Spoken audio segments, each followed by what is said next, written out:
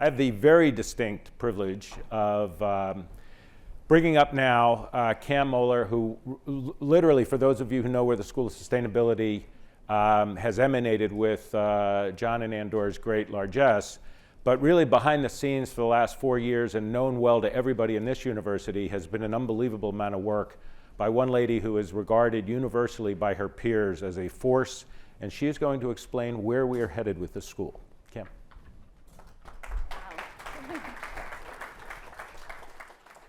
Thank you for that very kind introduction, and also I really want to thank the previous speaker for that incredibly inspiring, hopeful, optimistic talk. You know, 2 years ago, I was very depressed. I was very worried about the world. I still am. I suspect all of you are too, despite that inspiring talk. But after the last couple years of working full-time with people who are working to make the transformation that we just heard about happen, I feel much, much, much more optimistic than I did 2 years ago. So let me tell you a little bit about Stanford's creation of the first new school that Stanford has created in 70 years, the Stanford Doerr School of Sustainability.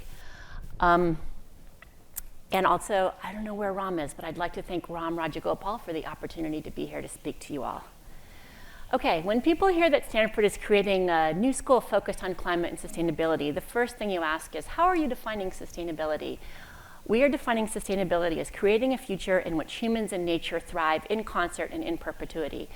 And it's a deceptively simple definition. We are now in the age of the Anthropocene. This is not about setting aside nature preserves, although I love nature preserves and I think they're incredibly important. This is really about fundamentally changing the nature of society and how humans live in order to make it possible for us to continue living on our planet, hopefully with nature that also thrives. The second question that people often ask is, why are you starting a new school? After all, Stanford already has many wonderful entities, ranging from the School of Engineering to the Graduate School of Business to the Woods Institute for the Environment to the Precourt Institute for Energy, and on and on and on, that are already engaged in sustainability research and education. Well, under our new president, he's been here for 6 years, but I still think of him as a new president. Under our new president, we've been engaged in a long-range planning process, and over and over again at every stage of that planning, the community of students and faculty and supporters of Stanford have come together to say sustainability is no longer a niche application. It is no longer even an emerging interdisciplinary area. We now need to think of it really as a new discipline, and our students want to be educated in it, and our partners want us to be really, really deep in it. And these folks throughout the planning process said that the community that's engaged in sustainability research and education needs both the superpowers of institutes and the superpowers of a school.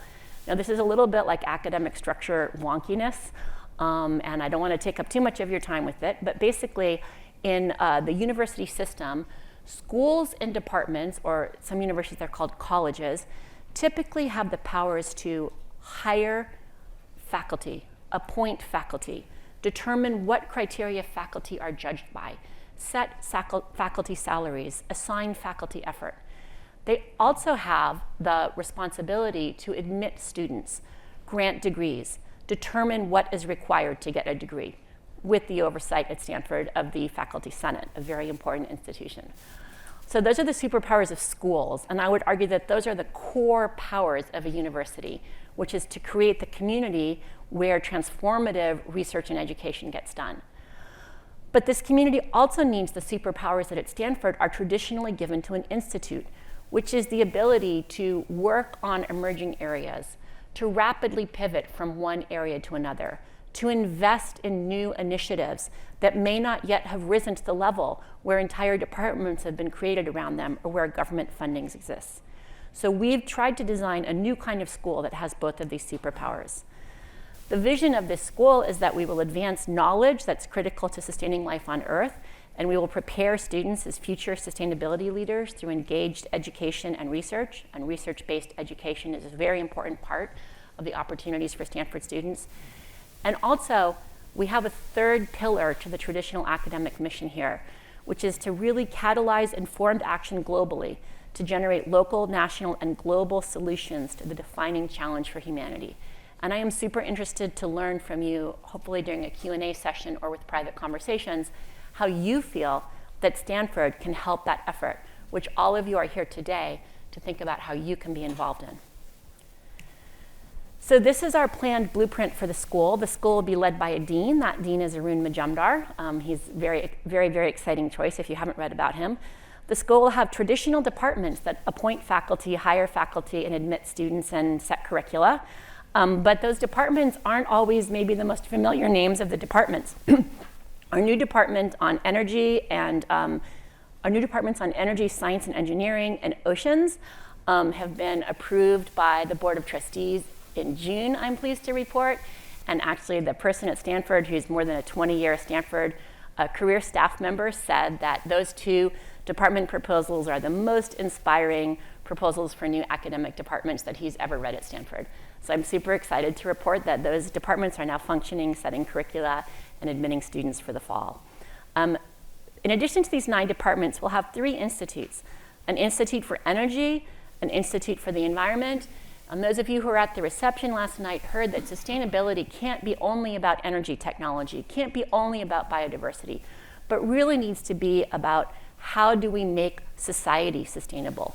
What does it take to make society sustainable?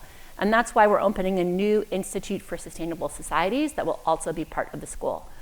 The directors of these 3 institutes have the mission to form strong relationships with external partners, as well as all other schools and units at Stanford, but most importantly with external partners to work together to do the research and education that's needed to be informed by the world and to have an impact on the world. The directors of those institutes will also sit on the dean's executive cabinet and will inform faculty hiring and student admissions in a very strong way. And then the third element of our school is a sustainability accelerator that's really incorporated into the function of the school. Right now, the school dean is actually serving as the de facto director of the accelerator while there's a global search underway for a director of the Stanford Sustainability Accelerator. And I'll say a little bit more about the accelerator as we go on. Okay, so the really innovative parts of this structure are our themed initiatives and the Sustainability Accelerator. I'd just like to say a few more words about those. So a themed initiative is a vehicle for conducting interdisciplinary scholarship and research with external partners, such as companies, governments, national labs, and other academic institutions. And the initiatives are launched with 2 new professorships. Those aren't the only professors that'll be working on the initiative, but just to make sure that we have the leadership that we need after an international search, and student fellowships and project seed grant funding. So the first initiative that we've launched, which was made possible by a couple who have become really, really wonderful friends, is a Natural Climate Solutions Initiative. And its goal is to identify nature-based approaches that can help mitigate climate change through carbon capture and storage, while generating important health, economic, and livelihood co-benefits for people and ecosystems. I really appreciated the optimism of the previous speaker. I also think if you look to something as seemingly simple as decarbonizing the US electrical grid by 2035, it will be very, very difficult. In fact, many people think impossible to achieve that without either significant social change that leads to nuclear energy being better favored, or new technologies that enable actual carbon removal from the atmosphere. And in order to make those new technologies successful, it's very likely that they will need to be natural climate solutions. So I consider this personally one of the most important initiatives in the new school, and I'm super thrilled that we're moving forward with it. And our dean right now is searching for the key faculty who will be leading this initiative for us beginning this year. So let me flip through some of the other initiatives. I want to make sure that we get to the point where all of you can ask questions or make suggestions, so I'm not going to read the descriptions. I'll just flip through the topics. The climate economy, data science for decision making. This one is actually incredibly important, and we will be partnering with some of our neighbors on this to help make sure that the data science that we'll be doing will be generally widely available. Energy technology solutions. As I mentioned, it seems feasible to get to 80% decarbonization of the electric grid, probably even much sooner than 2035, but it's going to take a lot of technology development. Infrastructure system solutions, biodiversity and conservation, including valuing biodiversity and conservation, freshwater solutions, incredibly important is mitigation to the climate change that is already affecting the lives of many people, including us here in California. Healthy planet, healthy people, the impact of the changes in the planet on people. Sustainable food systems, incredibly important. Culture, behavior, and communications. Environmental governance. Environmental justice. And sustainable cities, which again, as the previous speaker mentioned, there's such a great confluence in the topics that we find of interest. So the question of how do we get folks from living in rural areas to urban areas, and can we make not only our current cities, but also our new cities, not only sustainable, but really beautiful places to live that foster human well-being while preserving elements of nature. It's an incredibly important research topic. Okay, so those are our initiatives, and I would argue that every single one of these is absolutely essential to the challenge that our generation and the next generations coming find ourselves embarked on. And I would also argue that all of them really need a huge cohort of people who are educated in the best possible ways to think about them, and also new research and new ideas on how to make all of them actually happen. Let me say a word about the Stanford Sustainability Accelerator. Usually when people think of hear the word accelerator or university having accelerator, it might not sound that innovative. You might think of something like Y Combinator, right? Which basically fosters the production of startup companies, which is incredibly, incredibly important, right? At Stanford, we love startup companies, no question. And our students love programs that help them become better founders. This Sustainability Accelerator is conceived of as going much beyond that. The idea is not just to pick the best ideas that with a little extra help can become profitable startup companies, although that's important, but to take whatever knowledge we have or whatever knowledge we could be generating and really think about how can we get that knowledge not just to market faster, but to society faster. So we really conceive of a sustainability accelerator as something that needs to span for-profits, nonprofits, and governments, something that needs to span technology and policy. You might need to think about laws because, for example, you might have technology that under current legal systems, current financial incentives, is not profitable at all. But a relatively small tweak in laws or incentives could make that technology incredibly profitable. You shouldn't just be thinking about the technology, you should be thinking about how do you generate the social action and the informed policy making that you really need to make it profitable for people to do those things. So the foundation of the Sustainability Accelerator will be project funding for up-and-coming projects that'll have a really rapid, really external advisor informed. So we're looking for external advisors. External advisor informed and rapid turnaround on the project funding to make sure we're always looking for the best ideas. It'll have specialized training, not only for people like Professor Rajagopal, who's one of the sponsors of this conference, who's already working on highly impactful work, but also for other people who've always thought of themselves as members of the academy, right? You know, not exactly just sitting in the library sleeping, but you know, doing traditional academic work for traditional, purely knowledge-driven purposes, but now are saying, hey, this is different. I really need to help. My kids want me to be helping. My students want me to be helping. I just got here as a new assistant professor. I'm not a traditional academician. I want to make a difference. Help me learn how to make a difference.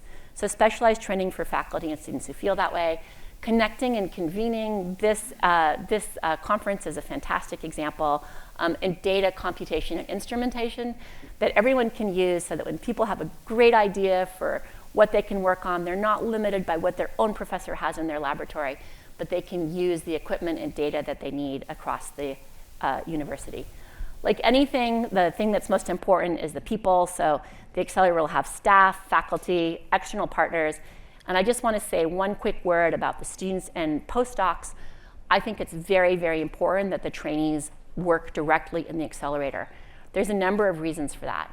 I mean, first of all, they do wonderful work and they have creative ideas that challenge us and make our work better. Second of all, it's a really important part of their education. And third of all, again, referring back to the previous speaker, today's students are hungry to do this.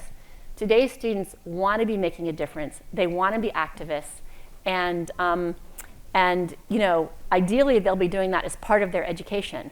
but in any case, they'll be doing it. So with that, I'm going to share with you the words of our founding dean, and what I particularly want to quote is these last two sentences. We do not inherit the earth from our ancestors. We borrow the earth from our children. We must collectively figure out how to create a future where humans and nature thrive together. So my main goal in doing the work that I've done during the past 2 years to help make it possible for Stanford to do the organizational changes that's necessary to create a new school, my main goal is professors like these 4 professors and the work that they're doing, and the 60 new professors that we'll be able to hire as a result of the formation of the school, and their hundreds and hundreds of students and the work that they'll do together to change the world. So I'm going to pause with these thoughts about how you can help, in case you're wondering, how can I get involved? Here's some ideas for how you can get involved. And I'd also like to turn that around and ask all of you, how can Stanford help you in your goals for sustainability and social change? Thank you.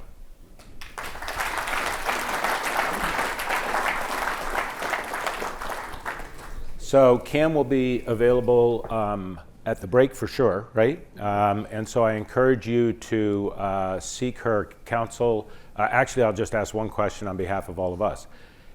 What would you ask of us? How can we help you? You can help us by, that's a great question, by participating in educational programs, by serving as an advisor or mentor.